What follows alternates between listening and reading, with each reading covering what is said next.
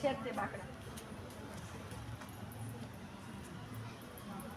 વચ્ચે પાથણ એમનું પાથણ તડકો આવતો છે ને તડકો આવતો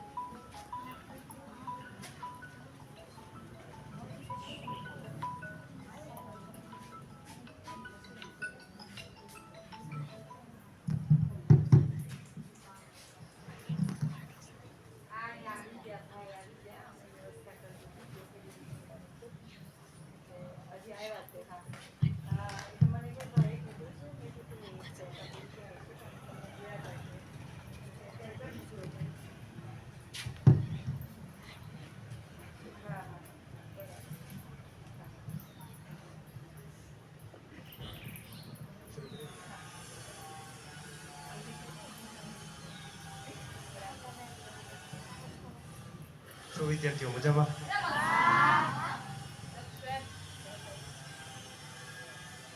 આજે તમારી શાળામાં સ્વામી વિવેકાનંદનો કાર્યક્રમ છે. તમને એમ થતું છે કે આ કાર્યક્રમમાં શું હશે,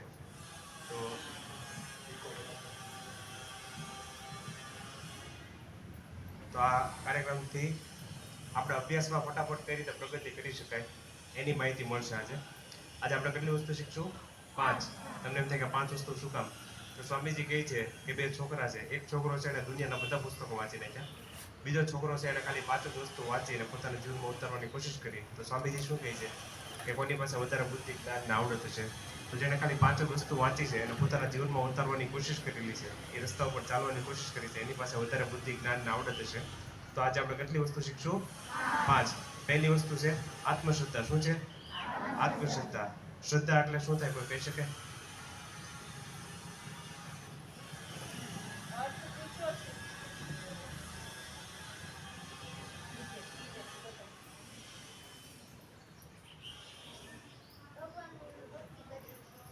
ખૂબ સરસ. શ્રદ્ધા એટલે વિશ્વાસ થાય. શું થાય? વિશ્વાસ. અને આત્મશ્રદ્ધા એટલે પોતાની જાતમાં વિશ્વાસ. શું થાય? પોતાની જાતમાં વિશ્વાસ. તો સ્વામીજી કહે છે કે જૂના ધર્મમાં કેવું છે, જેના પ્રભુમાં શ્રદ્ધા નથી એ નાસ્તિક છે. નવો ધર્મ શું કહે છે? જેને પોતાની જાતમાં શ્રદ્ધા નથી નાસ્તિક છે. એટલે સ્વામીજી કહે છે કે સૌથી પહેલી જરૂરિયાત કેની છે? પોતાની જાતમાં વિશ્વાસની.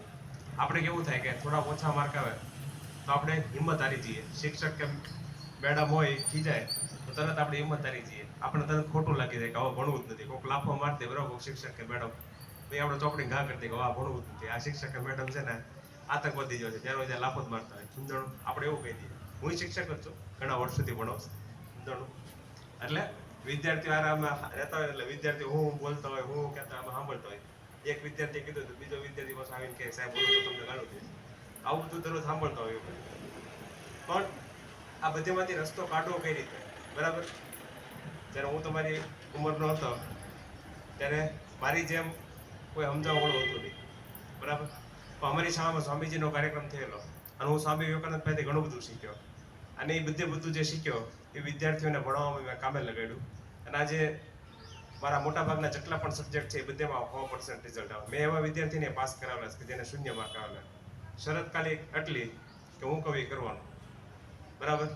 જો હું કહું એ કરે વિદ્યાર્થી તો હું ગેરંટી આપું કે પાસ જ થઈ જાય, કોઈ દી ફેલ જ ન થાય. એના આંખ બંધ કરીને પેપર લખો ને તો એ પાસ થઈ જાય, એટલી આપણી ગેરંટી. બરાબર? તો આ કાર્યક્રમ એની વિશે જ છે. આત્મશ્રદ્ધા એટલે શું?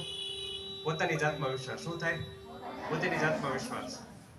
તો સ્વામીજી શું કહે છે કે જૂના ધર્મોએ કેવું છે, જેને પ્રભુમાં શ્રદ્ધા નથી નાસ્તિક છે. નવો ધર્મ શું કહે છે? જેને પોતાની જાતમાં શ્રદ્ધા નથી નાસ્તિક છે. એટલે સૌથી પહેલી જરૂરિયાત છે એની છે પોતાની જાતમાં વિશ્વાસની. સ્વામીજી તો ત્યાં સુધી કહે છે કે 1000 વર્ષથી ગુલામીને કારણે આપણે શું ગુમાવી બેઠા? આત્મશ્રદ્ધા ગુમાવી બેઠા. શું ગુમાવી બેઠા? આત્મશ્રદ્ધા ગુમાવી બેઠા. સ્વામીજી હતા એ આખી પૃથ્વીનું પરિભ્રમણ કરેલું એને. સ્વામીજી અમેરિકા પણ ગયેલા, સ્વામીજી યુરોપ પણ ગયેલા. યુરોપ એટલે અંગ્રેજોનો દેશ, જેને આપણી પર 250 વર્ષ રાજ કર્યું. તો યુરોપના દેશમાં ગયા, અંગ્રેજોના દેશમાં ગયા, ત્યાં તમારે જેટલા 5 નાના બાળકો હતા એને બોલાવ્યા અને પૂછ્યું કે કેન યુ ડુ ધીસ? શું તમે આ કામ કરી શકશો? તો બધી આંખમાં આંખ નાખીને જવાબ આવ્યો કે yes we can do this. અમે આ કામ કરી શકશું. સ્વામીજી અમેરિકા ગયા, જે દુનિયાનું સુપર પાવર છે. બરાબર? ત્યાં તમારે જેટલા નાના 5 ભાઈઓ બહેનો હતા, બરાબર, 5 બાળકોને બોલાવ્યા અને પૂછ્યું કે શું તમે આ કામ કરી શકશો? Can you do this? તો બધી આંખમાં આંખ નાખીને જવાબ આપ્યો સ્વામીજી ભારતમાં આવ્યા અને 5 બાળકોને બોલાવ્યા તમારી જેટલી ઉંમરના, અને પૂછ્યું કે શું તમે આ કામ કરી શકશો, કેન યુ ડુ ધીસ? તો બધા નીચે જોવા માંડ્યા. કોઈ જવાબ ન આપી શક્યો. શું કામ? કારણ કે આપણે શું ગુમાવી બેઠા છીએ? આત્મશ્રદ્ધા ગુમાવી બેઠા. શું ગુમાવી બેઠા છીએ? આત્મશ્રદ્ધા છીએ. બરાબર, આત્મશ્રદ્ધા ગુમાવી બેઠા છીએ. એટલે આપણે જીવનમાં પ્રગતિ કરી શકતા નથી. એટલે સ્વામીજી કહે છે કે સૌથી પહેલી જરૂરિયાત શેની છે? આત્મશ્રદ્ધાની છે. શેની જરૂરિયાત છે? આત્મશ્રદ્ધાની છે.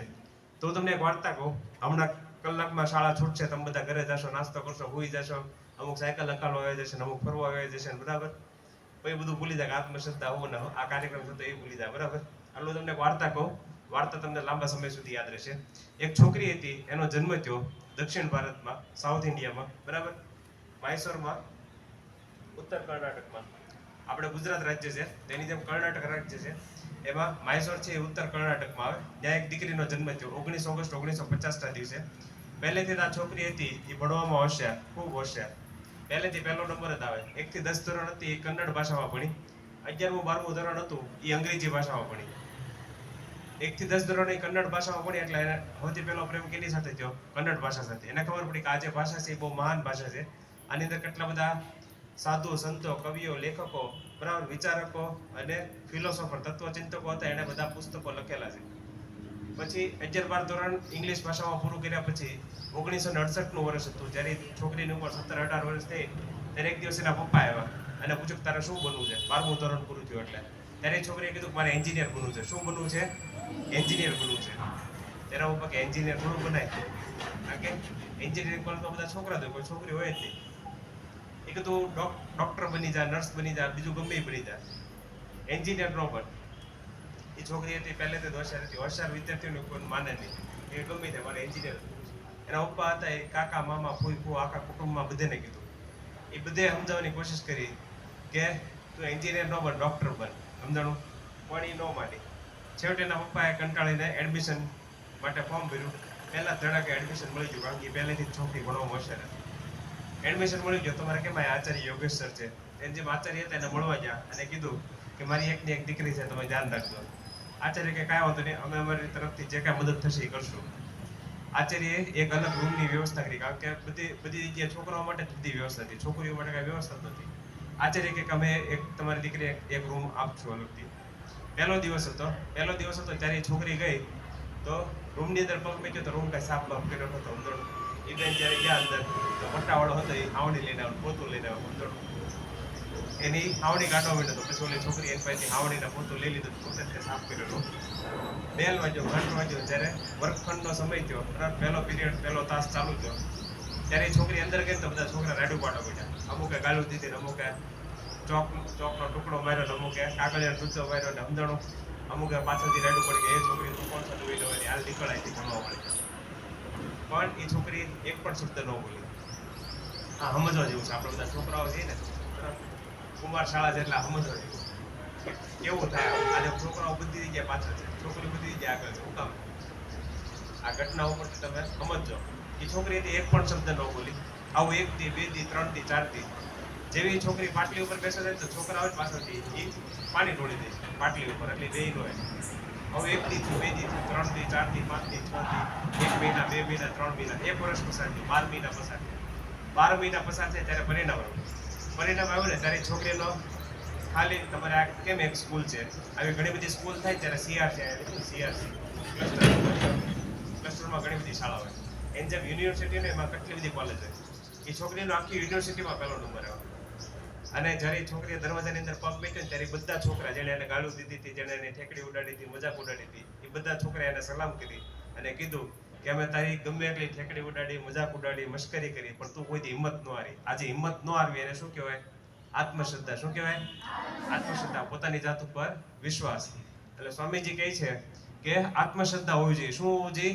આત્મશ્રદ્ધા, પોતાની જાત ઉપર વિશ્વાસ હોવો જોઈએ. આ છોકરી ખાલી ન્યાજ ન અટકી, પણ પછી એને માસ્ટર ડિગ્રી પૂરું કર્યું. પછી જે છોકરા હતા જે એની ઠેકડી ઉડાડતા, મજાક ઉડાડતા, પછી એના પાકા ભાઈબંધ બની ગયા. એને જે કંઈ પણ શીખવું હોય એ છોકરી પાસેથી શીખતા, ફ્રી સમય હોય ને ત્યારે.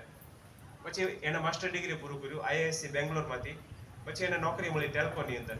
નોકરી મળી એક દિવસે એનો પતિ એની પાસે આવે છે. 1976નું વર્ષ હોય છે. એનો પતિ કહે કે આજે મેં નોકરી મેકી દીધી. તો એ છોકરી કાંઈ વાંધો નહીં, આપણી થાળીમાં બોલે 1 રૂપિયો, આપણે પૈસા માટે પાગલ નથી થવું. ત્યારે એનો પતિ કહે છે કે મારે એક કંપની ખોલવી છે. તો એની પત્ની હતી, આજે છોકરી હતી, એને કીધું પૈસા ક્યાંથી આવશે? ત્યારે એના પતિએ કીધું કે આપણે લોન લેશું. તો એ છોકરીએ એવું કીધું કે ના, લોન લેવાની જરૂર નથી, હું તમને મદદ કરીશ. છોકરીઓનો સ્વભાવ કેવો હોય કે એક રૂપિયો બચાવ. છોકરા અને છોકરીને બે હગા ભાઈ બહેન હોય, એના મમ્મી પપ્પાએ બેને 10 રૂપિયા આપ્યા હોય ને, તો બેને ભૂખ લાગે ને તો છોકરો એની 10 રૂપિયા વાપરી દે. છોકરીઓની બહુ ભૂખ લાગે તો એ 5 રૂપિયા તો વાપરે, 5 રૂપિયા બચાવે. છોકરીઓનો પહેલેથી એવો સ્વભાવ હોય. તો આજે છોકરી હતી ને, એને નાનપણથી 10,250 રૂપિયા બચાવે. એમાંથી 10,000 રૂપિયા પોતાના પતિને આપ્યા. એમાંથી કંપનીની શરૂઆત થઈ. અત્યારે એ કંપની દુનિયાના 70 થી વધારે દેશોમાં કામ કરે છે. 4 લાખથી વધારે માણસો એમાં કામ કરે છે. કેટલા? 4 લાખથી વધારે માણસો એ કંપનીની અંદર કામ કરે છે. 3 લાખ માણસો આપણા દેશમાં કામ કરે છે. 1 લાખથી વધારે માણસો બીજા દેશમાં કામ કરે છે. તો કહેવાનો મતલબ એમ છે કે આ બધું કેને કારણે? આત્મશ્રદ્ધાને કારણે. કેને કારણે?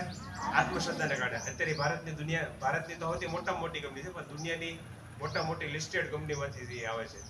ખાલી એટલું જ નહીં, પણ મેં તમને કીધું એમ કે જ્યારે છોકરી 1 થી 10 ધોરણમાં ભણતી હતી, ત્યારે એને સૌથી પહેલો પ્રેમ કેની સાથે થયો હતો? કન્નડ ભાષા સાથે. કેની સાથે? એટલે એને 30 થી વધારે પુસ્તકો લખેલા છે અને મોટા ભાગની ભાષામાં રૂપાંતર થયેલા છે. એમાંથી ગુજરાતી ભાષામાં રૂપાંતર થયેલા. મેં 16 થી વધારે પુસ્તકો મેં પોતે વાંચેલા છે અને ખૂબ સરસ લખેલા છે. આ વર્ષે લોકસભામાં એ બેનને આમંત્રિત કરવામાં આવ્યા. 1950માં જે છોકરી આવ નાની એમથી હતી, અત્યારે દાદીમાં થઈ ગયા, 74 વર્ષના. 1996ની સાલમાં એને એક ફાઉન્ડેશનની શરૂઆત કરી, જે શાળા પડી ગયો, ભૂકંપ આવ્યો હોય, પૂર હોય, બરાબર, નદીમાં પાણીનું હોય, સૂકું હોય, તો ત્યાં એ મદદ કરે. છેલ્લા 28 વર્ષોની અંદર એ બેને 16 વાર ભારત દેશને મદદ કરેલી છે. આટલા માટે તમે દેશમાં કાંઈ સારું કામ કરો ને, તમે બધા ખોખો કબડ્ડી રમો છો, તમે બધા સારી રમત રમો. સાહેબના ટેબલ ઉપર ઇનામ પડ્યા હતા, તો તમે કાંઈ સારી રમત રમતો તો ઇનામ આપે કે નહીં તમને? તો ભારત દેશમાં તમે કાંઈ સારું કામ કર્યું તો ભારત સરકાર તમને ઇનામ આપે. તો ચોથું સૌથી મોટો એવોર્ડ છે પદ્મશ્રી. તો પદ્મશ્રીનો એવોર્ડ હતો એ બેનને 2006ની સાલમાં મળ્યો, બરાબર. અને 2023 એટલે ગયા વર્ષે જાન્યુઆરી મહિનામાં એ બેનને પદ્મભૂષણનો એવોર્ડ મળ્યો. તો કહેવાનો મતલબ એમ છે કે આ બધું કેને કારણે થયું? આત્મશ્રદ્ધાને કારણે. પોતાની જાત ઉપર શ્રદ્ધા હોય એટલે, બરાબર. થોડીક ગરમી છે, થોડો કંટાળો આવતો હોય છે, પણ થોડી વારમાં આપણા કાર્યક્રમ પૂરો થશે. આપણે કોશિશ કરીએ કે જેટલો જલ્દી કાર્યક્રમ પૂરો થાય. તમે થાકી ગયા તો હું સમજી શકું. તો ગરમી આમ તો મને થાય જ છે. હું આખો બદલી જ ગયો છું, બરાબર. ગરમી છે, બફારો વધારે છે, બરાબર, વરસાદ આવતો નથી. પણ થોડીક વારમાં કાર્યક્રમ પૂરો થઈ જશે. તો આ બધું કેને કારણે શક્ય બન્યું? આત્મશ્રદ્ધાને કારણે. કેને કારણે? આત્મશ્રદ્ધાને કારણે. તો આજે બેન હતા, એનું કોઈ નામ કે છે? કોઈ નહીં. આ બધા શિક્ષકો છે, એ તમને ઘણી બધી માહિતી આપતો હોય. આ બધા મેડમ છે, એમાંથી કોકે તો માહિતી આપી જ હોય, તો તમે નામ ભૂલી ગયા છો.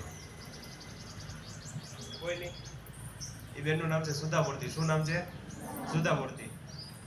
તો જ્યારે સમય મળે ત્યારે સુધા મૂર્તિના પુસ્તકો વાંચજો, બરાબર.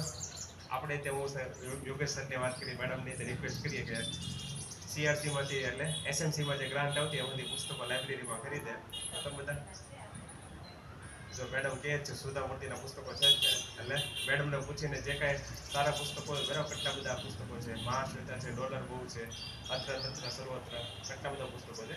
તો તમે જ્યારે ટાઈમ મળે ત્યારે વાંચી શકો છો. મેડમને પૂછી શકો, મેડમ આ સારું પુસ્તક છે કે નહીં, બરાબર. તો તમને વધારે માહિતી મળે. તો કહેવાનો મતલબ એમ છે કે આ બધું કેને કારણે શક્ય થયું?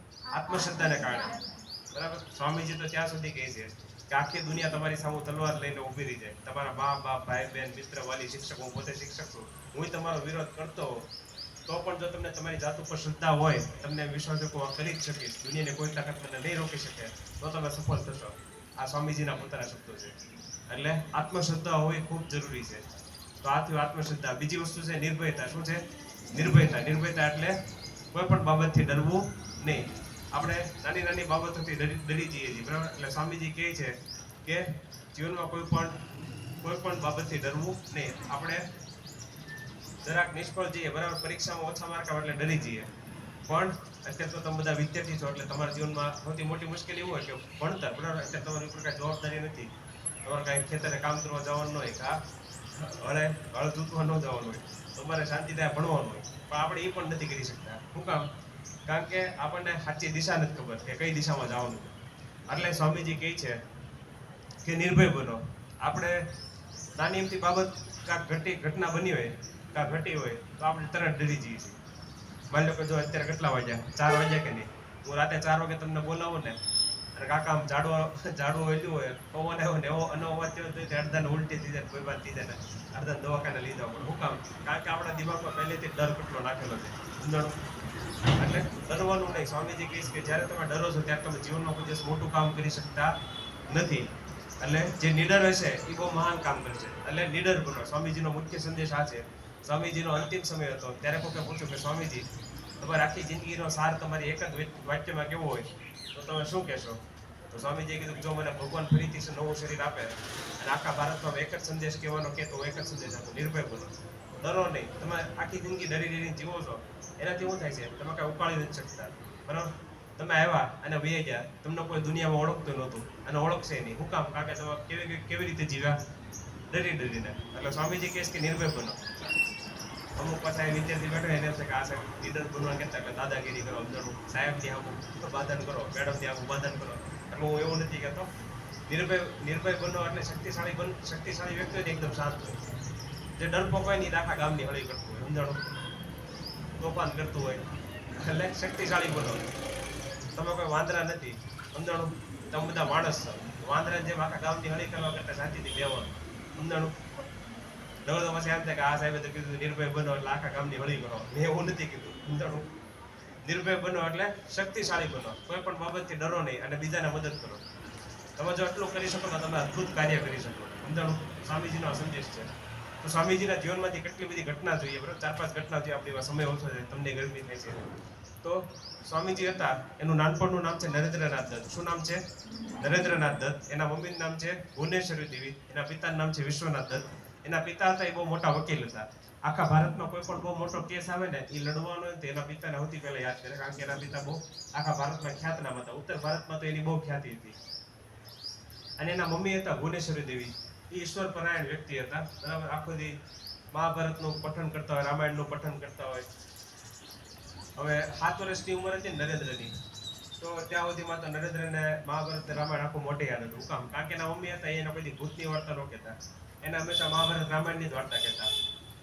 એકવાર રામાયણની વાર્તા હાલતી હતી ને તો એના મમ્મીએ ભુવનેશ્વરી દેવીએ એકવાર કીધું નરેન્દ્રને કે હનુમાનજી મહારાજ હોય ને એ કેળના જંગલમાં રહે.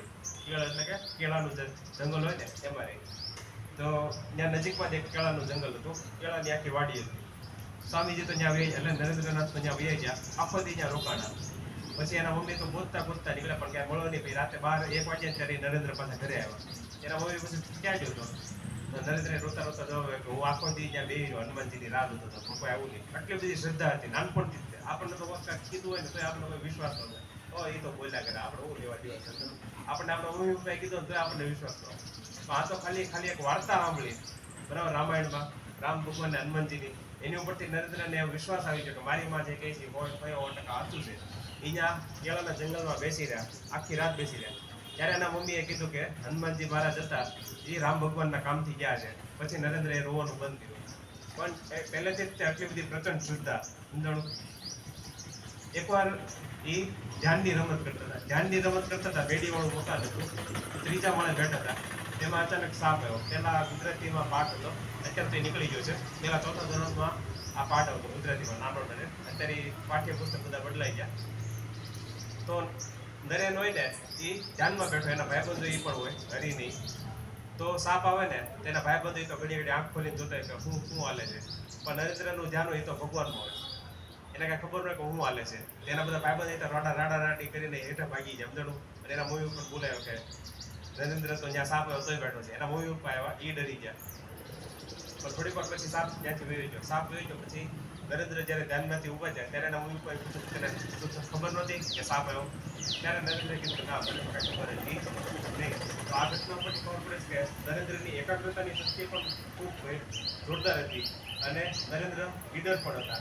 એકવાર કેવું હતું કે આવું એક ઝાડવું હતું, એના ઉપર હિંચકા ખાતા હતા, ઊંધા વાતે લટકી હતા. તો બાજુમાં એક દાદા હતા, એ ઝાડવું હતું એ ચંપાનું હતું, ચંપામાં કેટલા બધા ફૂલ આવે. તો બાજુમાં એક દાદા હતા, હવે દાદા હતા ને દરરોજ ચંપાના ફૂલ તોડીને ભગવાનની પૂજા કરે, મંદિરમાં રાખે. એણે જોયું કે આ નરેન્દ્ર ઉપર ચડી ગયો છે, હમણાં હિંચકા ખાશે તો બધા ફૂલડા તૂટી જાય. તે આવ્યો, બરાબર? એ દાદા આવ્યા અને નરેન્દ્રને કીધું એ નરેન્દ્ર હેઠો ઉતરી જા, ઝાડો ઉપર ન ચડાય. તો નરેન્દ્ર તો હેઠા ઉતરી ગયા. નરેન્દ્રે પૂછ્યું કેમ દાદા ઝાડો ઉપર કેમ નથી કાંઈ? તો દાદા હતા એ નરેન્દ્રને ડરાવવા માંડ્યા કે ઝાડો ઉપર બ્રહ્મ રાક્ષસ રહેશે, ભૂત રહેશે, એ તારી ડોક મોડી રાખશે.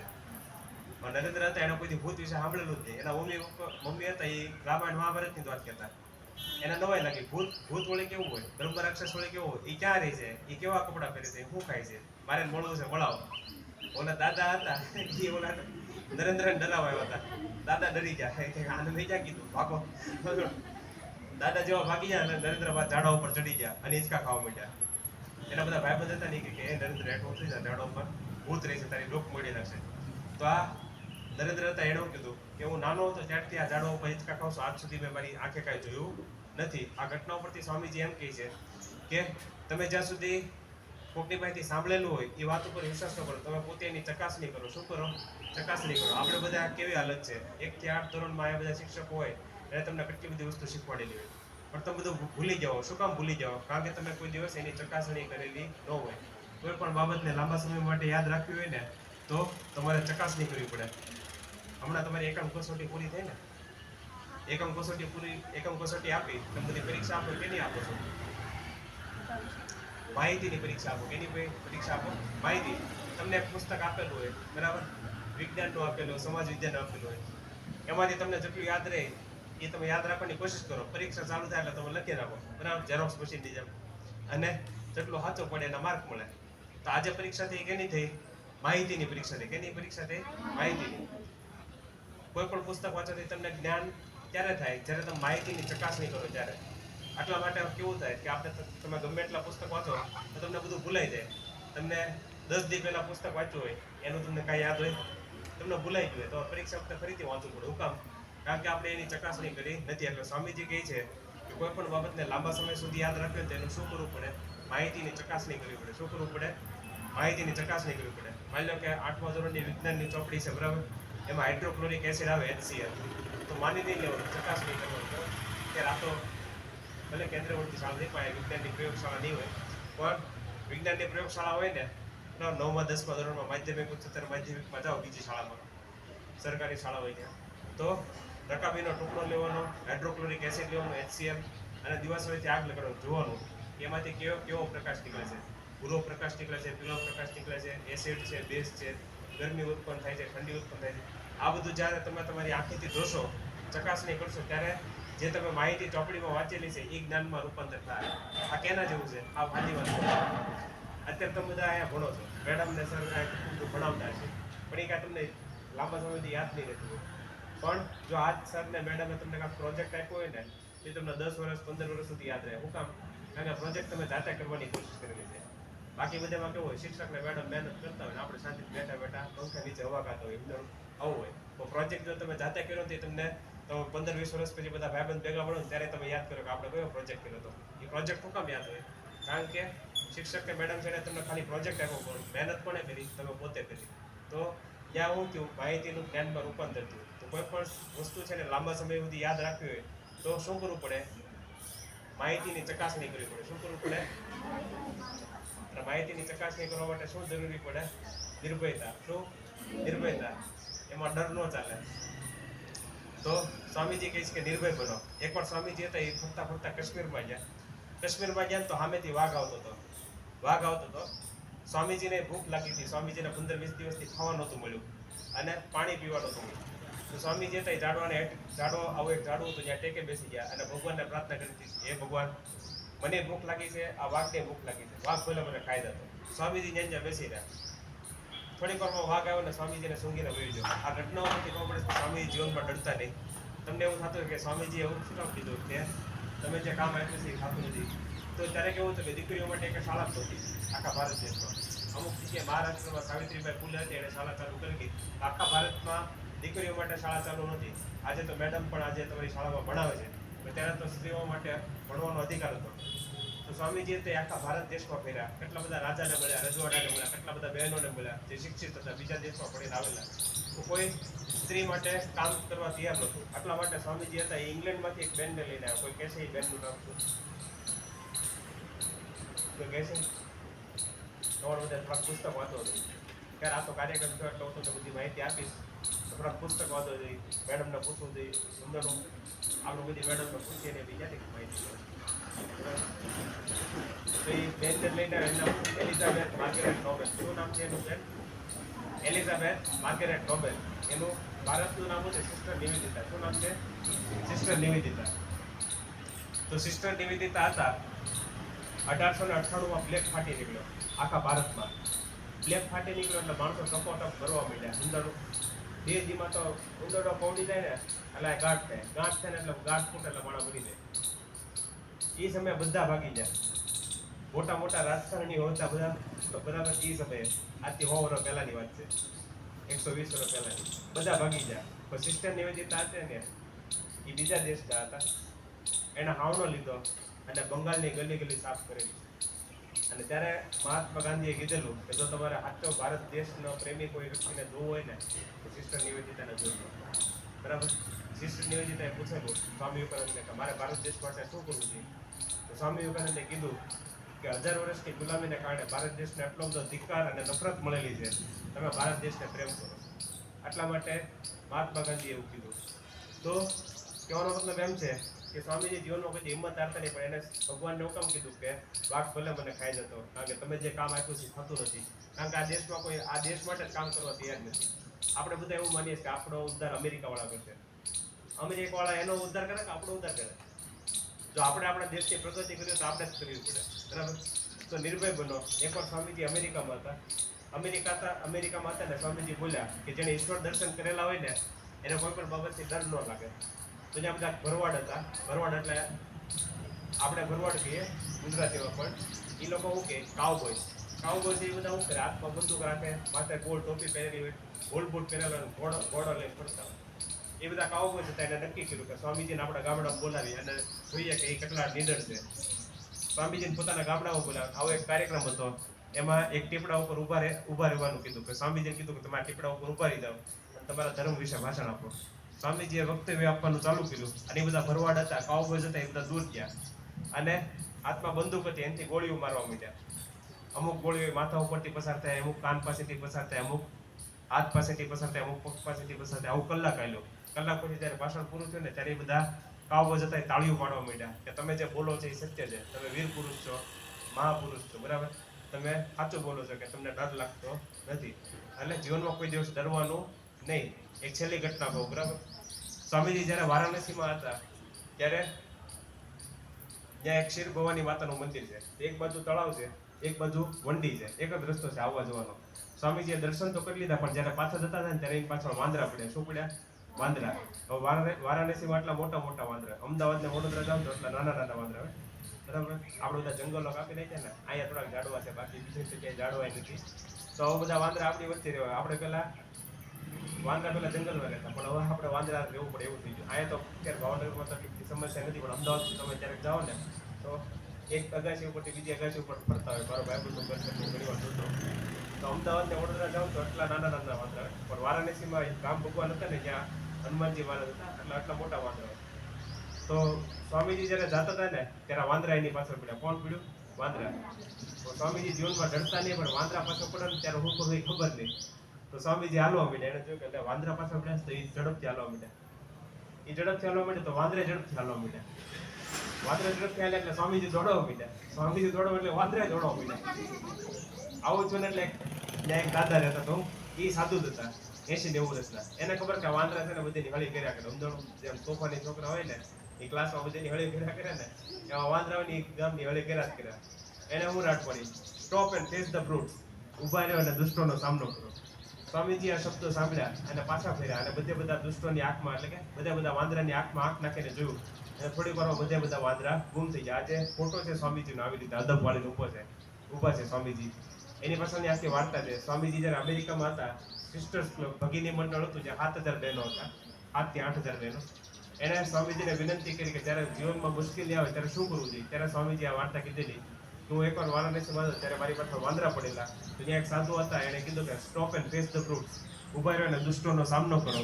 ત્યારે હું ઊભો રહ્યો અને બધા વાંદરાની આંખમાં આંખ નાખીને જોયું તો બધા વાંદરા ગુમ થઈ ગયા. આ ઘટના ઉપરથી સ્વામીજી એમ કહે છે કે જ્યારે જીવનમાં મુશ્કેલી આવે ત્યારે ભાગવાની કોશિશ ન કરો, પણ એનો સામનો કરો. શું કરો? સામનો કરો.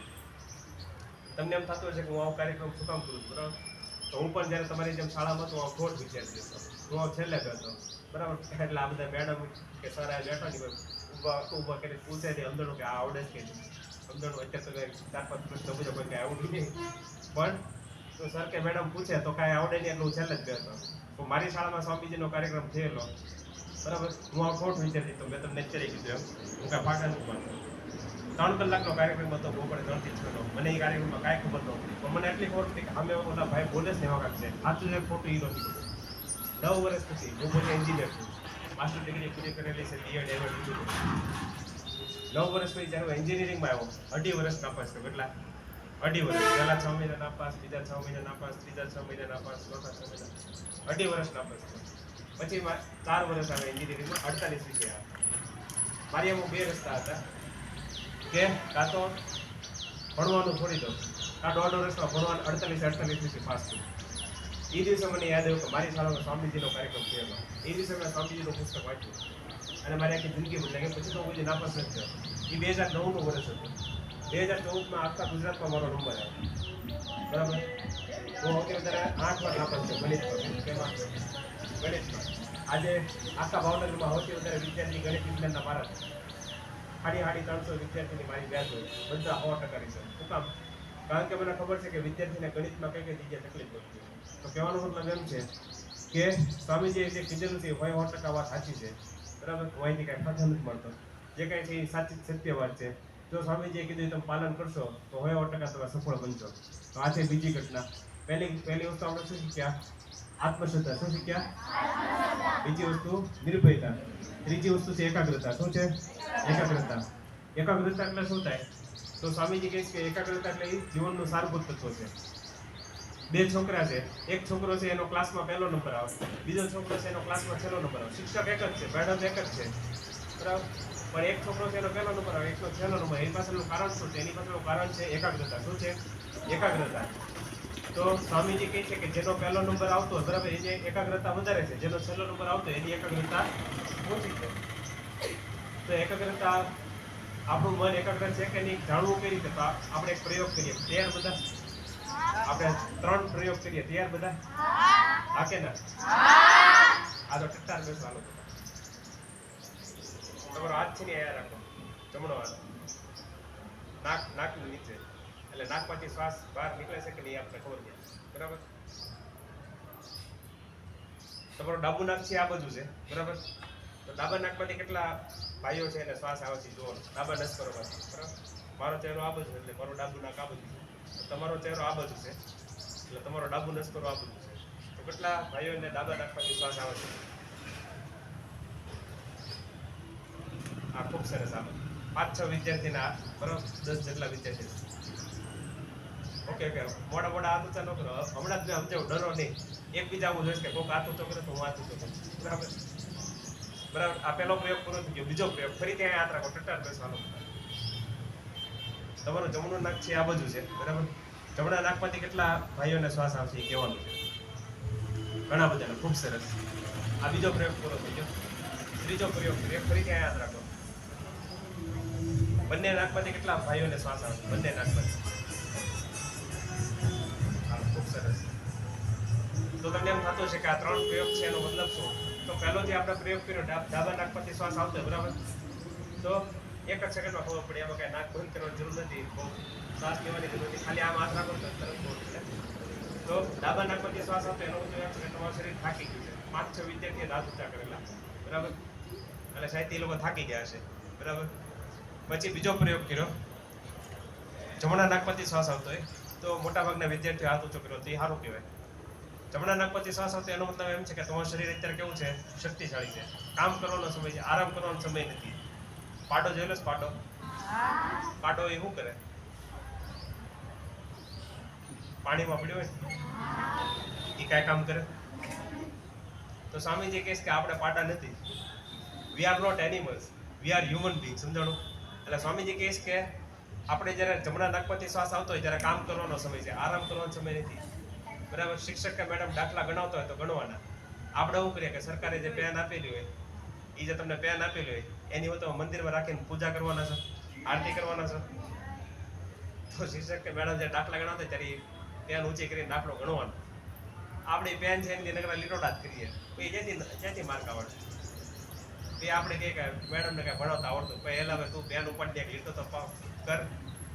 આપણે એક લીટો નથી કરતા, એ સીધું કહી દે કે આ મેડમ કે સર છે એને કાંઈ આવડતું નથી. તો જ્યારે શિક્ષક કે મેડમ દાખલો ગણાવતો હોય, અભ્યાસમાં ખાલી જો હું એમ નથી કહેતો કે બધાના પહેલો નંબર આવે, બધીની કેપેસિટી હોય, અમુકને 40% વળે, અમુક 50%, અમુક 60-70% વળે. પણ મારું કહેવું એમ છે કે આપણે પાસ થઈ જવાનું, આપણે નાપાસ નહીં થવાનું. મારું કહેવું એમ છે, મારો ભલે ગુજરાતમાં નંબર આવ્યો, તમારો મારી કરતા સારા નંબર આવે, હું તો એવી જ ઈચ્છા રાખું. પણ ભગવાને બધાને કેપેસિટી આપેલી છે એ હું સ્વીકારું છું, હું શિક્ષક છું એટલે નાપાસ નહીં થવાનું. બરાબર. શિક્ષક જ્યારે દાખલો ગણાવે, મેડમ જ્યારે દાખલો ગણાવે ત્યારે ગણવાનો. શિક્ષક કે મેડમ કહે કે ગદ્ય લખો તો લખવાનો, શિક્ષક કે મેડમ કહે કે સુભાષિત લખો તો લખવાના, શિક્ષક કે મેડમ કહે કે કવિતા લખો તો લખવાની, દાખલો ગણવાના. કા લક્ષ્યો દોરાવતા હોય સમાજ વિશે દોરવાનું. બરાબર. એ પેન આપેલી છે સરકારે, એ શું કામ આપેલી છે? લખવા માટે. મંદિરમાં રાખીને એની પૂજા નથી મળતી. બરાબર. તો આટલું કરશો, આ પહેલું પગથિયું છે. બરાબર. બીજું શું છે? તો હમણાં આપણે પ્રયોગ કર્યો. બરાબર. ડાબા નાકમાંથી શ્વાસ આવતો હોય તો શરીર થાકી ગયું છે, પણ શરીર ક્યારે થાકી જાય? તો આજે રાતે જ્યારે તમે હુવા જાવ ત્યારે અહીંયા હાથ રાખજો, તો ડાબા નાકમાંથી શ્વાસ આવતો છે, કારણ કે તમારું શરીર થાકી ગયું એટલે તમે હુવા, તમને બગાસ આવવા માંડે, ઊંઘ આવવા માંડે, શરીરમાં ઓક્સિજનનું લેવલ ઘટી જાય એટલે બગાસ આવવા માંડે, એટલે તમારું શરીર કહે કે હુઈ જાઓ. બરાબર. એટલે શ્વાસ તમે સરખી રીતે લઈ શકો. ઓક્સિજન ઘટે એટલે તમારા શરીરના આખા શરીરમાં ઓક્સિજન પહોંચતું હોય એટલે બગાસ આવે. જમણા નાકમાંથી શ્વાસ આવતો હોય ત્યારે શિક્ષક કહે કે દોડો તો દોડવાનું.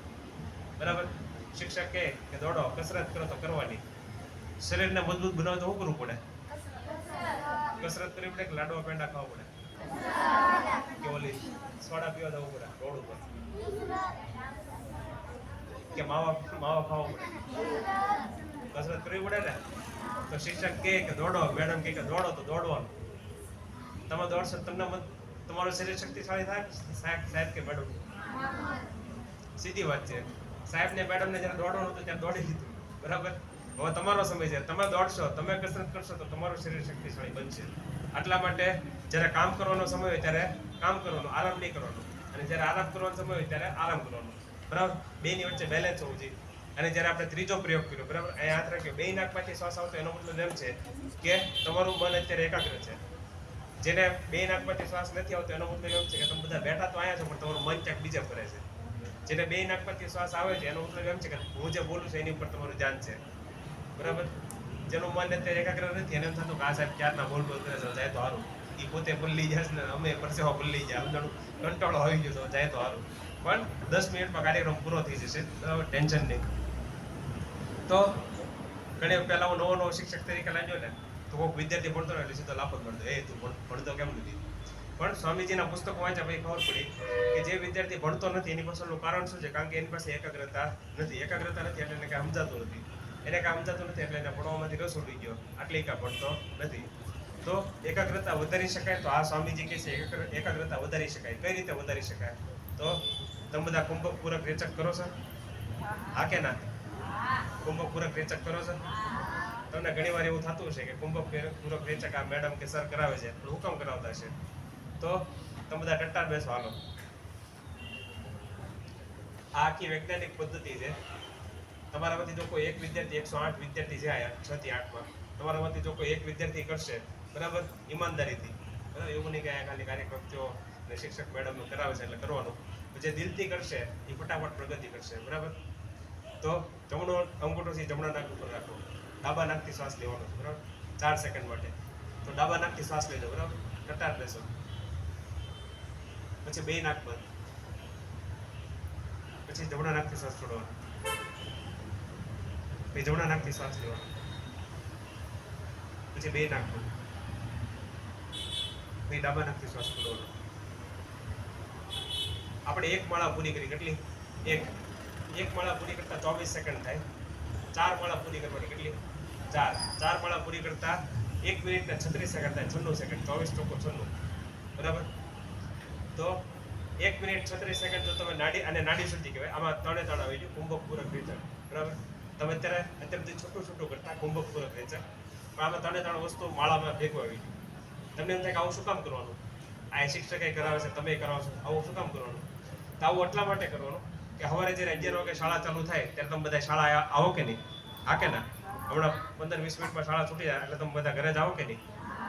તમે બધા ઘરે જાઓ, તમારી શાળા એ રોડના કિનારે જ છે, તો અહીંથી કેટલા બધા ખટારા ટ્રક ને એવું બધું હાલતું હોય કે નહીં? એ બધા શું ઉડાડે? ધૂળ ઉડાડે ને. એ બધી ધૂળ ક્યાં જાય? તમારા નાકમાં જાય. ક્યાં જાય? નાકમાંથી ક્યાં જાય? કરોડરજ્જુમાં જાય. ક્યાં જાય? કરોડરજ્જુ છે એનો એકાગ્રતા સાથે સીધો સંબંધ છે. હવે તમારી કરોડરજ્જુમાં નકરી ધૂળ જમા થઈ ગયો હોય, તમે ગમે એટલું વાંચો થાય કે ઓટલું ઉતરે જ નહીં. એટલે ખાલી 4 જ વાર નાડી શુદ્ધિ કરવાની. કેટલી વાર? 4 વાર. 4 વાર નાડી શુદ્ધિ કરો એનાથી શું થાય કે એક તો તમે જે આસન, તમે જે જગ્યાએ બેઠા છો, બરાબર, એના આસન કહેવાય.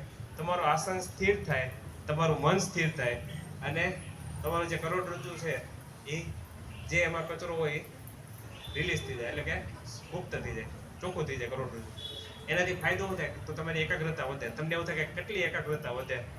તો જો તમે 21 દિવસ કરો તો 5% વધે, 6 મહિના કરો તો 10 થી 15% વધે, 12 વર્ષ કરો તો તમારી મેધાશક્તિ છે એ અપ્રતિમ થઈ જાય. તમે જે એકવાર વસ્તુ વાંચી લીધી હોય ને, એ તમને આખી જિંદગી યાદ રહે. અત્યારે તમારી હાલત કેવી છે કે તમે 5 કલાક 10 કલાક વાંચો ત્યારે માંડ તમને 2-3 પાના યાદ રહેતા છે. એવું થાય કે નહીં? તમે માંડ વાંચવા બેઠા ત્યારે તમને કે લાઈનોલા ટીવીમાં જોઈ લો શું આવતું છે, લાઈનોલા ભાઈબંધને ફોન કરી લો, લાઈનો ઘડીક સાયકલ નકાલી લેવું. તમે માંડ વાંચવા બેઠા ત્યારે તમને એવું થાય. થોડુંક આમ તમે 10-15 મિનિટ વાંચે ત્યાં તો તમને એમ થાય કે હવે પેટમાં ગડબડ થવા માંડી, હાલો કાંઈક ખાઈ લઈએ એમ થોડું. થોડુંક 15-20 મિનિટ વાંચી ત્યારે એમ થાય કે હાલો સોડા પીવો, બહુ ગરમી થાય છે, થોડું એવું થવા માંડે. આપણે ઘડીક શાંતિથી બેસીને 2-3 કલાક વાંચી ન શકીએ. આવું શું કામ થાય? કારણ કે આપણી પાસે એકાગ્રતા નથી. હવે આપણો જે તાસ હોય 35 થી 40 મિનિટ હોય, આપણે 35 થી 40 મિનિટનો જે તાસ હોય શિક્ષકને મેડમ ભણાવો એમાં શાંતિથી બેસી ન શકીએ. શું કામ? કારણ કે આપણી પાસે એકાગ્રતા નથી. તો એકાગ્રતા વધારવી એ આનો મુખ્ય ધ્યેય છે. આટલું કર્યા પછી શું કરવાનું? તો હાથ આમ રાખવાનો છે. કેમ રાખવાનો? બરાબર, પેલા નાડી શુદ્ધિ કરી આપણે, પછી એની પછી હાથ આમ રાખવાનો. આમ રાખ્યા પછી ક્યાં રાખવાનો? ગોઠણ ઉપર. બરાબર, પછી આંખ બંધ કરવાની. શું કરવાનું? આંખ બંધ કરવાની. ખોટા વાલી આવ્યા છે. જાઓ. હા, તમે જાઓ. કાલે તમને પુસ્તક મળી જશે. બરાબર, તો હાથ આમ રાખવાનો. હાથ આમ રાખીને ગોઠણ ઉપર રાખવાનો. બરાબર, અને આંખ બંધ કરવાની. શું કરવાનું? આંખ બંધ કરવાની. આંખ બંધ કરીને શું કરવાનું? તો આંખ બંધ કરીને જોવાનું છે. આંખ બંધ કરો બધા. આ ભૂકંપ ન થવાનું. હું તમારી યાર ઉભો છું. બરાબર, તમે જાઓ તો હું બધા યાર ઝાડુ ઉપર જ છે. તો આંખ બંધ કરો, ધરવાની જરૂર નથી. હાથ આમ રાખો ને આંખ બંધ કરો. પછી આંખ બંધ કર્યા પછી શું કરવાનું છે? આંખ બંધ કરો પછી વિચારવાનું છે કે તમને જોવાનું છે કે તમારે કેવા વિચાર આવે. સારા વિચાર આવે છે, ખરાબ વિચાર આવે છે, બરાબર, ભાઈબંધને મળવાના વિચાર આવે છે, સાયકલ નકાલવાના વિચાર આવે છે, શાળાએ જવાના વિચાર આવે છે, ઘરકામ પૂરું નથી કર્યું, કાલે સાહેબ લાફો મારશે એના વિચાર આવે છે. જે કાંઈ વિચાર આવતા હોય, બરાબર, એ વિચાર કરવાના. બરાબર, હવે આંખ ખોલી નાખો. દરરોજ ખાલી આને ધ્યાન કહેવાય. આ ખાલી 2 મિનિટ કરવાનું. શું કરવાનું? 2 મિનિટ. આજે તમને એક નવી વસ્તુ ખબર પડી છે. તમને મનમાં કેવા વિચાર આવે છે એ તમને ખબર છે ને? તમને સારા વિચાર આવે છે, તમને ખાવાના વિચાર આવે છે, ફરવા જવાનું, એ ખબર પડી ના છે. તો તમારા મન ઉપર એક વસ્તુ છે, એનું કહેવાય આત્મા. તો ખાલી 2 મિનિટ જો તમે આત્માની શક્તિનો ઉપયોગ કરો અને 1 મિનિટ 36 સેકન્ડ નાડી શુદ્ધિ કરો, ખાલી 4 જ વાર, તો સ્વામી વિવેકાનંદ કહે છે this is the golden rule of 3 minute 36 second. જો ખાલી 3 મિનિટ 36 સેકન્ડ પોતાની ઈચ્છાથી શિક્ષક કે મેડમ આ ઊભા હોય એટલે તમે પરાણે કરતો એમ નહીં, તમારે જો જાતે મહેનત કરો તો એનું પરિણામ તમને મળશે. બરાબર, તો તમારી એકાગ્રતા વધશે.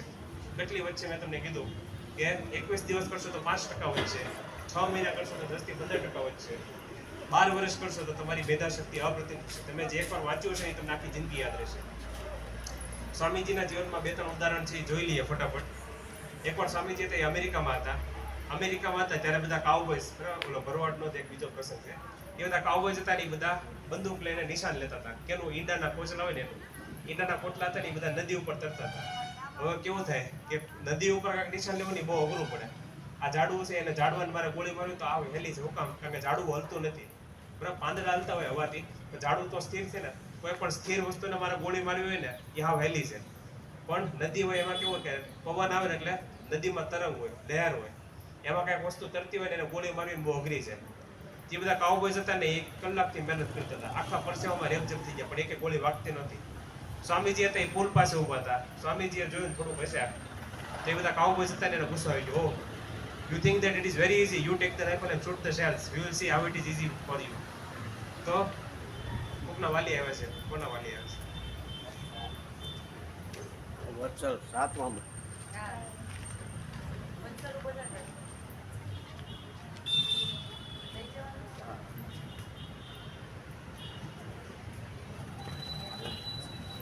આપણે 5 જ મિનિટમાં કાર્યક્રમ પૂરો કરીએ. હવે તમારો વાલી આવો મળે 5 મિનિટમાં કાર્યક્રમ પૂરો કરીએ. તો એ બધા કાઉબોય હતા, એણે કીધું કે તમને શું લાગે છે આટલું હેલો કામ છે, તમે બંદૂક લઈને નિશાન લો. સ્વામીજીને બંદૂક આપી દીધી અને કીધું કે તમે નિશાન લો. સ્વામીજીએ સામે ઓલા બધા કાઉબોય હતા એને પૂછ્યું કે how to shoot the rifle, you teach me. આ બંદૂક કઈ રીતે ચલાવવાની શીખવાડો. તો ઓલા બધા કાઉબોય હતા એ કીધા હું જોવા માટે કે આ માણસ શું વાત કરે છે, અને બંદૂક ચલાવતા નથી આવડતી. પછી એને શીખવાડ્યું કે જો આને ગોળી કહેવાય, આ ગોળી આયા નાખવાની, આને ટ્રિગર કહેવાય, ટ્રિગર દબાવો એટલે ગોળી છૂટે, અને આજથી નિશાન લેવાનું, બરાબર, આને પોઈન્ટર કહેવાય. સ્વામીજીએ શીખી લીધું, આંખ બંધ કરી નિશાન લીધું. બધે બધા ઈંડાના કોટલા તે એક ગાય વીધી નાખ્યા. તો પેલા કાઉબોય એ બધા કાઉબોય છે તે બધા તાળીઓ વગાડવા માંડ્યા કે this gentleman was asking us how to shoot the rifle and he must be an expert. બરાબર, હમણાં આ માણસ આપણને એમ પૂછતું હતું કે બંદૂક કઈ રીતે ચલાવવાની. આ તો 30-40 વર્ષથી બંદૂક ચલાવતો એવું લાગે છે. ત્યારે સ્વામીજીએ કીધું કે મેં મારી જિંદગીમાં કોઈ દિવસ બંદૂક પણ હાથમાં પકડેલી નથી, પણ હું શેનો અભ્યાસ કરું છું? ધ્યાનનો. શેનો અભ્યાસ કરું છું? ધ્યાનનો. બરાબર, તો તમે બધા જો ધ્યાનનો અભ્યાસ કરશો તો તમારી બુદ્ધિ કેવી થશે? એકાગ્ર. શું થશે? એકાગ્ર. બરાબર. પછી હજી એક ઉદાહરણ આપું. સ્વામીજી હતા એ ત્યારે કેવું હતું, એરોપ્લેન નહોતા. તમારે બીજા દેશમાં જવું તો વાણથી જવું પડે, બોટથી જવું પડે. તો સ્વામીજી તો અમેરિકા જતા હતા બોટથી. તો એ બોટમાં 2 ભારતવાળા હતા, એક સ્વામીજી હતા અને એક બીજા ભાઈ હતા. તો સ્વામીજી ભાઈને ઓળખતા હતા. તો સ્વામીજી હતા એટલે સ્વામીજી સવારે દરરોજ 4 વાગે વહેલા જાગે. દરરોજ એ આખી જિંદગી સવારે 4 વાગે જ વહેલા જાગતા. તો જે બોટ હોય ને સવારે 6 વાગે લંગર હોય ને ઊંચું કરે અને આગળ વધે બીજા દેશમાં. તો જહાજ હોય ને એનો કેપ્ટન હોય, એ શું કરે, જે જગ્યાએથી લંગર ઉપડે ને ત્યાંથી છાપું ખરીદે. છાપું જોયેલું છે ને, ન્યૂઝપેપર. તો કેપ્ટન હોય ને, હવે કેપ્ટનને તો શી પકડવાનું હોય, અને તો કાંઈ છાપું વાંચી ન શકે. તો સ્વામીજી હતા એને પ્રાર્થના કરી લીધી 4 થી 6 માં. બરાબર, એટલે 6 વાગે નવરા થાય ને ત્યારે ચા પીતા પીતા છાપું વાંચે. તો એને છાપું વાંચી નાખ્યું હતું. પછી એક બીજા ભાઈ હતા એ ભારતવાળા હતા, એ છાપું માંગવા ગયા. અને ઓલા કેપ્ટને કીધું કે છાપું છે ને નીચે વાંચતો, ઉપર નહીં વાંચતા. ઉપર પવન આવતો હોય, પવન આવતો એટલે છાપું ઉડી જશે. બરાબર, એટલે કે નીચે વાંચજો. ઓલા ભાઈ નીચે છાપું લઈ ગયા. પણ તમને કેમ અત્યારે ગરમી થાય છે? તમે બધા બે નથી એકદમ, બરાબર, મને ગરમી થાય છે. તો એ ભાઈને ગરમી થવા માંડી, નીચે ગયા છાપું લઈને વાંચવા. એને થયું કે ઓલો કેપ્ટન તો કીધા કે હાલને આપણે ઉપર લઈને જઈએ. જેવા એ ઉપર લઈ ગયા છાપું ઉડી ગયો. સમજાણો?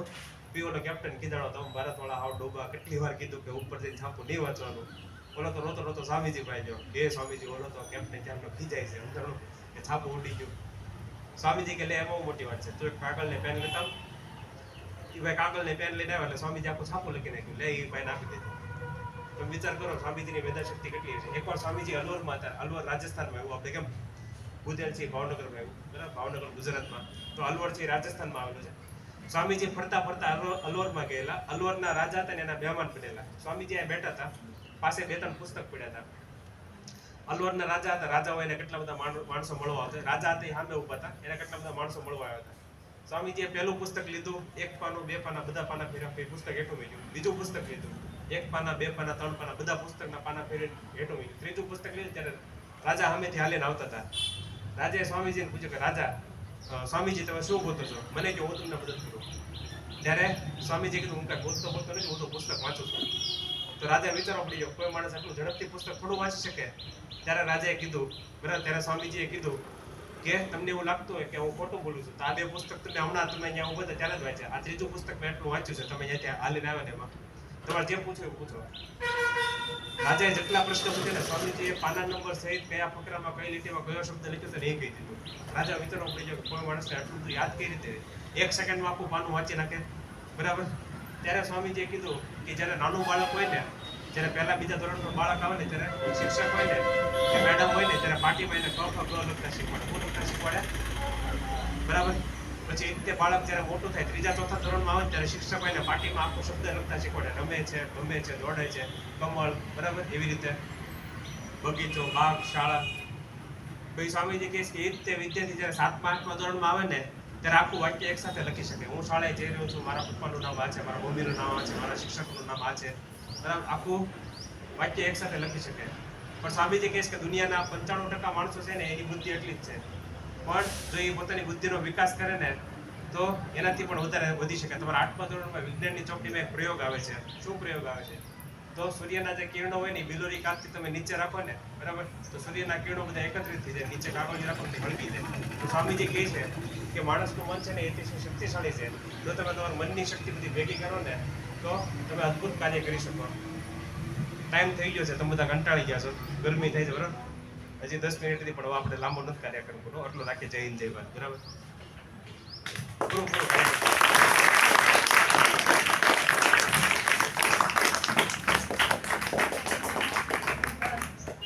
અહીંથી બધાને એક એક પુસ્તક મળશે, પછી આપણે ફોટો પડાવશું, પછી તમે બધા મેડમ કઈ રીતે, બરાબર.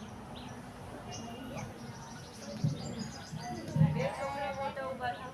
પાસ તીર્થ અને પાસ ઉભા થા.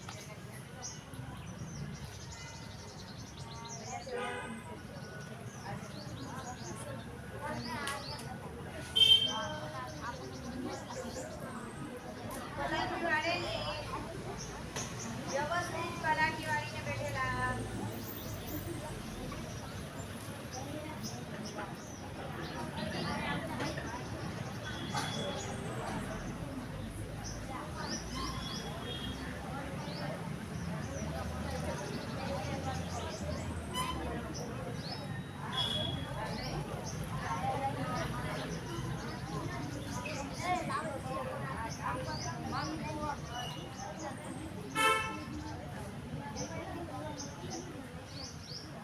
પહેલા બધાને આપી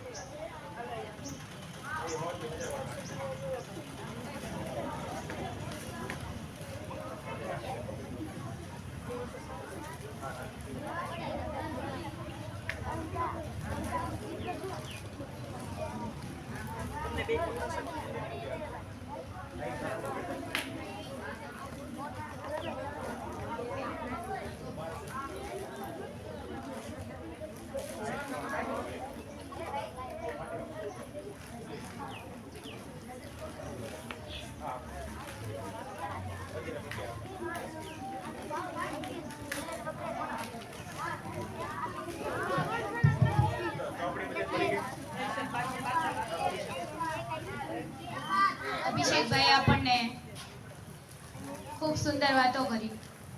આત્મશ્રદ્ધા પ્રભાવ પાઠ આપણે 8માં આવે છે સંસ્કૃત. આત્મશ્રદ્ધાનો શું પ્રભાવ છે પોતાની જાત ઉપર, નિર્ભય કઈ રીતે બનાય, ખૂબ સારી સારી વાત આપણને કરી. એ જીવનમાં ઉતારજો. અને સાહેબ પોતાનો કિંમતી સમય કાઢી અને અહીંયા આવ્યા છે અને આપણને ખૂબ સારી સારી વાતો કરી, એ બદલ તેમનો ખૂબ ખૂબ આભાર. શ્રી બુદ્ધેવ કેવ શાળા તરફથી એમનો સાહેબનો ખૂબ ખૂબ આભાર આ તકે વ્યક્ત કરું છું. ખૂબ આભાર.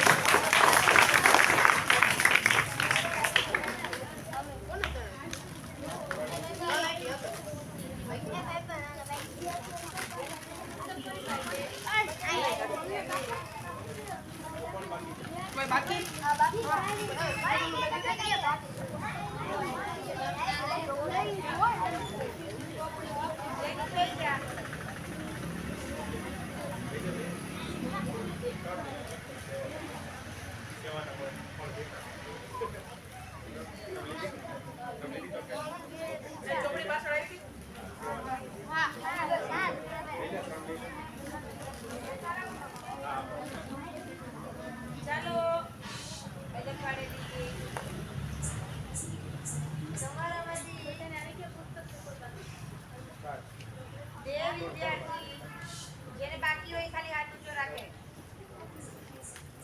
ચોપડી બાકી હોય લઈ લે ચોપડી. કઈ વાર્તા તમને બહુ ગમી? સાહેબે તો કેટલી બધી નાની નાની ટુકડી વાર્તામાંથી આપણને બોધપાઠ મળે. એમાં કઈ વાર્તા સૌથી વધારે ગમી?